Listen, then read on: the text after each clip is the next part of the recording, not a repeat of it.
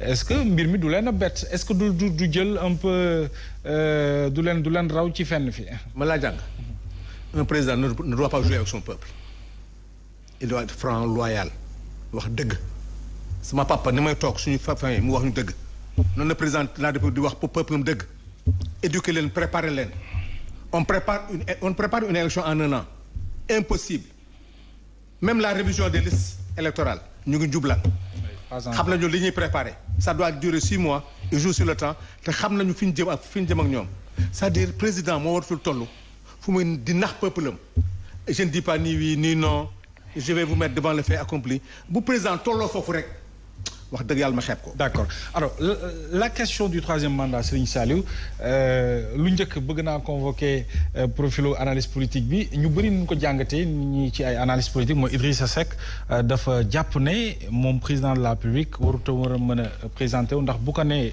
ci cëppaandaw la na nga jël décision boo xam ne du la yàqal dara ci li nga jotagum def ci parcours bu am solo bi nga def est-ce que mënoonu jàpp ne Idi dafay positionné wu et que bëggul benn yoon le président de la République mu présenté wu ci échéance boobu.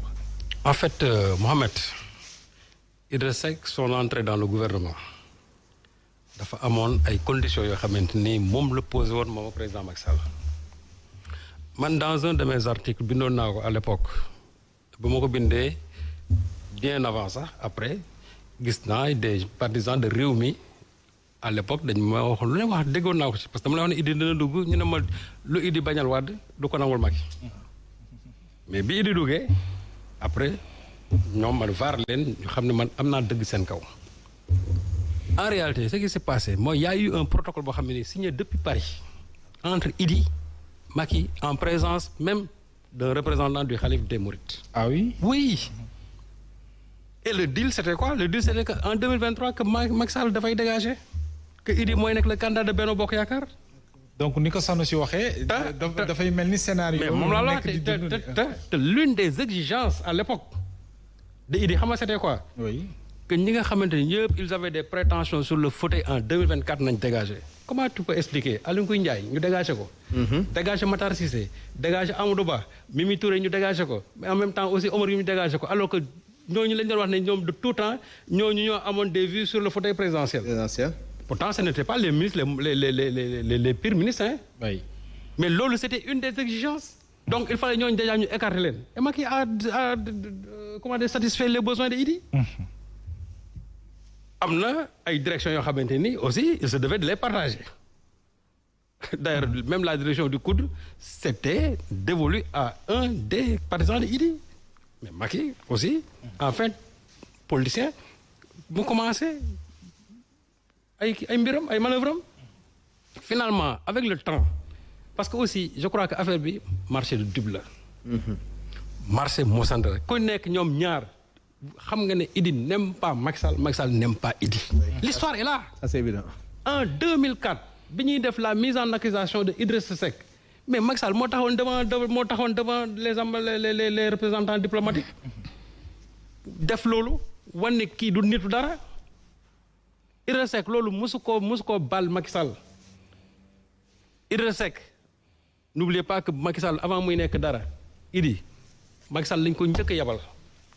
ne ko pour mu recevoir ko ba mu koy recevoir bureau pratiquement daf ko fa bàyyi à l'époque Macky Sall sax il se disait que même su amul sax poste directeur adjoint sax bëgg na li may wax ñoom Farba Senghor ay seede lañ ci donc pour dire que entre les deux là quand même c'est le je t'aime moi non plus. Et qu'est-ce qui s'est passé entre-temps parce que yaa ngi wax ne peut-être protocole amoon na. waaw mais qu'est-ce qui s'est passé entre-temps. ba tey ku jéggi mënta gëm. ne Macky Sall warul mën a. warul parce que le problème qui se pose aujourd'hui mais Macky il appartient à un parti politique, l'APR. Bien sûr. Vous pensez réellement que ak APR ñoom aussi ni ñu sonnee seen parti bi yëpp dinañ xëy lépp ñu jël ko yàqal ko Idrissa Seck mais loolu waru ko sax yaakaar te il est question que très prochainement que Idi aussi se retire pour annoncer sa candidature parce que moom ay ñooñam ci boppam dañ ko pousse pour wax ne ko yow même 2024 bu dul am dara aussi mais da nga war a présenter wu parce que tu es un homme politique. Bon maintenant ces formules ésotériques là tourner autour du pot gis nga yooyu yëpp guddal jël la rek lenn moo mën a am maa ngi ci biir je me retire je me présente tu n'as pas le droit de te présenter. Très bien mu leer. alors su fekkente ne nag mënul loolu.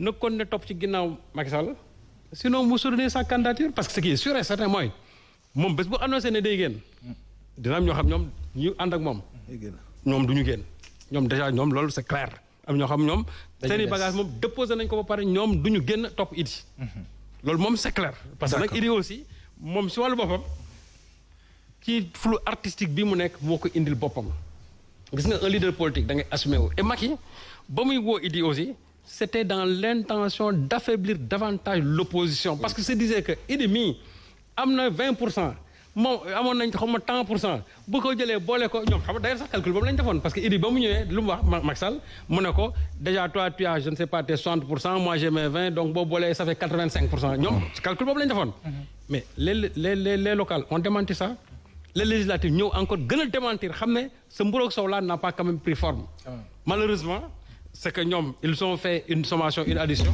mais politique du ay addition noonu. Et pourtant il a dit le contraire en venant à Thiès wax na ne mburoog sow bi. waaw mais waaw mburoog sow bi xam nga ne mburoog sow bi doxul ñoom xam nañ ko. ñoom xam nañ ne mburoog sow bi doxul parce que mburoog sow bi su doxoon.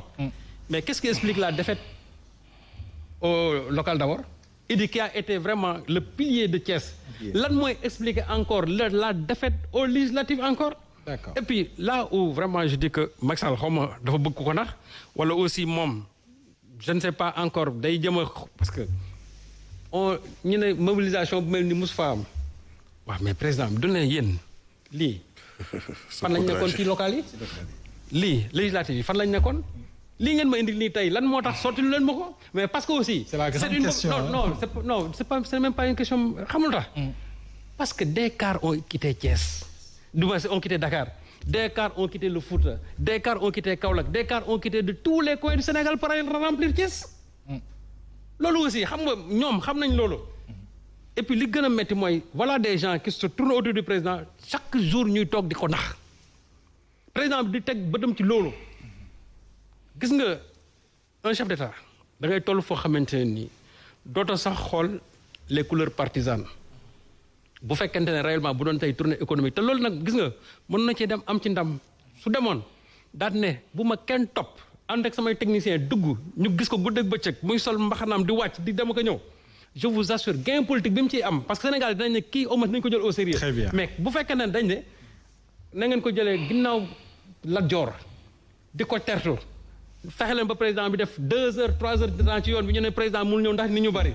Mais finalement il trompe qui. Très bien alors madame le maire dañuy des ci la question de la troisième candidature mu doon li agité également débat politique bi alors moom wax na ne le président de la République ba ne lu jëm ci wàllug juridiquement parlant le problème ne se pose plus donc on peut supposer que ne donc il peut se présenter et que loolu li koy gën a firndeel sax mooy ñi ko jege à travers la coalition Benno Bokk Yaakaar APR ak ñi koy jàppale ñoom wax nañu ne mooy seen plan A ba plan Z alors quelle devrait être la posture quand même de l'opposition à part bi ngeen yore comme quoi du bokk catégoriquement du bokk. Non, en fait c'est même pas quelle doit être la posture de l'opposition, c'est la posture du peuple. Donc sénégalais. Parce que bis repetita lay doon. En fait 2012 man des fois j'ai comme l'impression que dañuy am benn brin d'amnésie. Man nag je pars du principe que man ci man ñun sax opposition bi ñun ñoo fautif en posant ce débat. Dans le sens où ce débat ne se pose pas. Ce débat a été réglé. Les vidéos sont là, mbir yi niñ ko defee mi ngi fi et cetera vidéo bi débat bi réglé nag maintenant nag bés bu ñëwee ba tegu parce que man li xaw a doy waar ci sama xalaat mooy y avait je pense l'ancien xawma ministre xawma directeur des Sénégal de l'extérieur bu defoon émission Sori Kaba. Quand il a posé la question du troisième mandat je pense que bi mu ñibbee deful une semaine wala un mois ñu dégommé ko. D'autres dès l'instant où ils ont dit non au troisième mandat Moussa Diop wax ñu dégommé ko. Et malheureusement il y a même pas un mois am na ñu def une grande manifestation xamatuma ban hôtel la pour dire oui au troisième mandat kenn dégommé mu leen moo tax même bu ma bëggee rester sur ces principes là am na doute buy ñëw. beneen bi la dernière fois dama ànd ak une délégation de la ville de Dakar ñu doon dem di jaale ji benn doomu soxna bu wàññeeku am benn pas bu wax lu am solo boo xam ni je pense que loolu war nañ ko sax def sujet de dissertation mu ne dañu ne nit tant que waxagoo joxe goo sa kàddu buur nga boo xasee ba joxe sa kàddu jaam nga muy benn. mu ne deuxièmement am na benn chef religieux bu ñëpp xam dafa ne nit boo demee ba diggee dara nga dem nga toog quelque temps nga xam ni lii su ma ko defee damay loru xam nga lan réponse leen jox. dafa ne def ko te loru parce que yaa ko wax. donc ce qui veut dire que ñun li ñuy wax nii naan respect et cetera bi ñu doon kaas naan wàdd waxeet et cetera du loo xam ni opposition bi wala jeunes yi ñoo ko créé. mais c'est le soubassement même de nos valeurs sénégalaises et africaines. mooy que nit bu joxee kàddoom. muy moral bi. dafa war a dem jusqu'au bout. et loolu day reposer encore une fois un sujet qui pour man dépassé woon nañ ko mooy le respect de la parole donnée mooy l'éthique en politique mooy ce que nous devons donner comme exemple à la génération que nous sommes et à la génération qui vient. et moo tax ma jaaxle jour boobu bi ma gisee un jeune ministre taxaw devant la télé dire faire appel à l'insurrection xam nga lan mooy appel à insurrection mu ñëw mu ne ma yow Aïda boo génnee dinaa indi 5000 nit ñu ñëw doo dem. si on était dans un pays de droit ce ministre day ñëw toog wax de quel droit mu koy wax parce que temps wu Lat Joor ak Alboury weesu na. est-ce que c'était pas pour répondre non, aux jeunes de l'opposition qui disent que ne dañuy génn parce que c'est notre droit waxuma génn xeex dañu ne man tout le temps ku ma déglu di nga xam waxuma dañuy génn xeex dañuy génn revendiquer li nga xam ni mooy suñu droit le droit de manifester le droit de circuler et le droit d'avoir une liberté d'expression te liberté d'expression bi fi mu gën a mettee Ousmane Diagne dañ ko tëj 6 mois ndax émoticône reetaan non en fait c'est un sujet sérieux en fait bi mu génnee dafa defaat reetaan et je n'ai pas rigolé quand même je n'ai pas rigolé parce que 6 mois on arrête un père de famille simplement parce qu'il a rigolé may rappelé wu ni que ñun ñu doon teg ci mbedd mi et ça je parle am ay témoins ñu may déglu man ñang dama daan dem ñu may naan feu may wuti essence ñuy taal dama koy wax ñëpp di dégg tey ñoo nekk de l'autre côté bëgguñu gëmloo ni que ñun li ñu doon xeex en 2011 ce n'est plus valable en 2024. souvent aussi c'est le problème des politiques. non c'est pas le problème parce que li ñu doon def monsieur oui li ñu doon c'est def pas le problème des politiques. parce que man je refuse qu'on mette les politiques dans le même sac. je vous rappelle que dans les années 80 il y a des gens qui ont vécu dans la clandestinité. Je pense que c'est le mot exact. Sama prononciation moo am problème. ñu exilé leen. On a vu des gens qui se sont battus corps et âme pour la liberté d'expression pour rek ñu mën a wax. xam nga Marine Le Pen c'est la personne la plus détestée entre guillemets par nous Africains. En France on dit qu'elle est le Front National mais Marine Le Pen elle a une liberté de parole. En France kenn terewu ko mu def ay meeting am et cetera ça c'était un exemple teg donc pour revenir sur le sujet. Oui. man je pars de la présomption que et des fois loolu la je dirais pas les hommes politiques ñenn ñi di fàtte les Sénégalais ne sont pas des moutons. ils ne sont pas des moutons. les Sénégalais ku ñëw nga ne ko benn bouteille la dama la ko ci yokkal non les Sénégalais votent par conviction.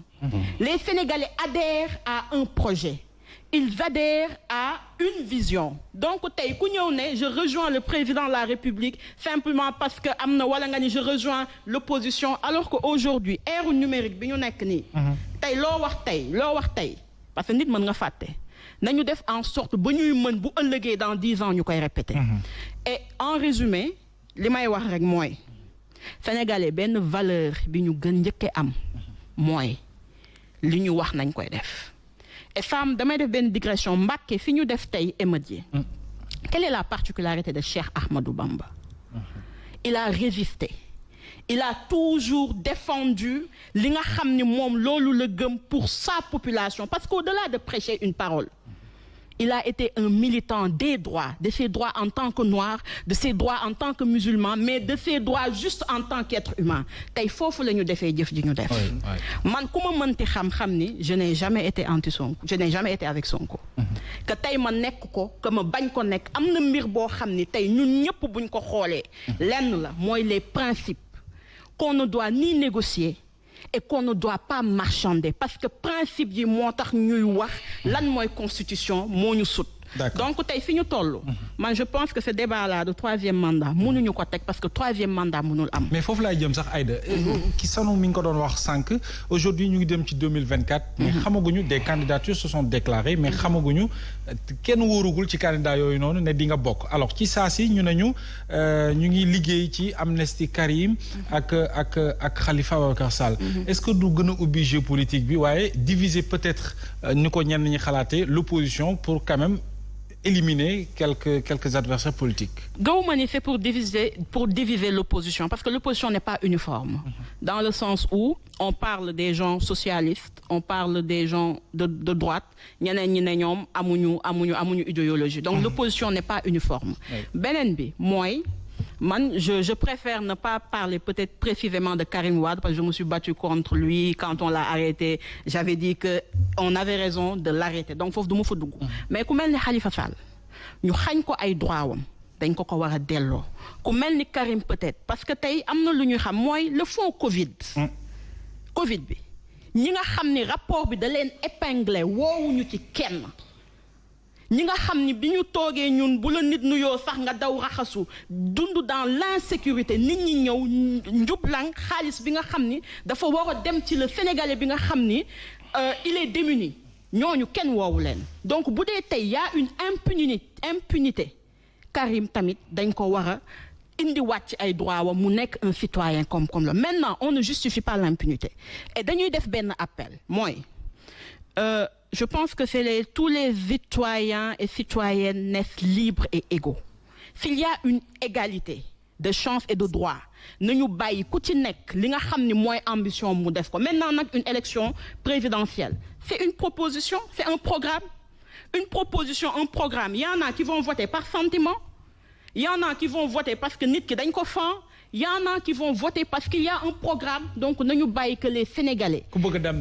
ku dem en plus au-delà de ñiy dem ñu dem la liberté de choix qui est une liberté fondamentale dañ ko jox. Absolument alors Moussa ñu ngi koy wax sur la question de la troisième candidature ñu bëri jàpp ne le président warut a mën a bokk en 2024 et pourtant souvent on voit le contraire parce que des meetings des mobilisations des rassemblements ay ñu di ko investir. Vraiment ñi aussi di ko plébisciter alors ñu jàpp ne kon te moom wax na ne mbirum bu dee ci wàllu yoon rek le problème ne se situe pas là-bas alors aujourd'hui kon mën nañu jàpp ne le président mën na toog ba mu nekkoon ne day déposer candidature pour dem 2024 alors aujourd'hui xeex bi ngeen xeex ci non au troisième mandat est-ce que aujourd'hui loolu buñ ci tàbbee mbir yi du doon am jeexital ci par rapport ak ni réew mi mel tension bi gën a yokk ak sénégalais yi nga xam ne madame la maire wax na ko léegi ñoom ñoo njëkk a bañ peut-être la candidature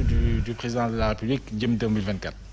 waaw xam nga ñun au niveau de la grande coalition Gëm sa bopp.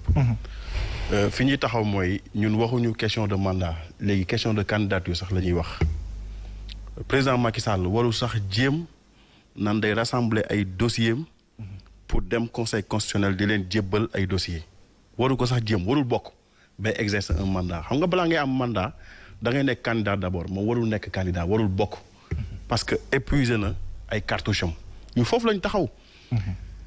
même lors des législatives yi nga xam ne moom moo écoulé suñu cheval de bataille fan lañ ko accès woon dañ ñu woon wax non à la troisième candidature du président Macky Sall. moo tax le président Bougane di ñu wax nii suñu ma falee su ma nekkee à la tête de ce pays li may njëkk a def moom mooy problème mu mandat ak ay problème mu constitution moom lay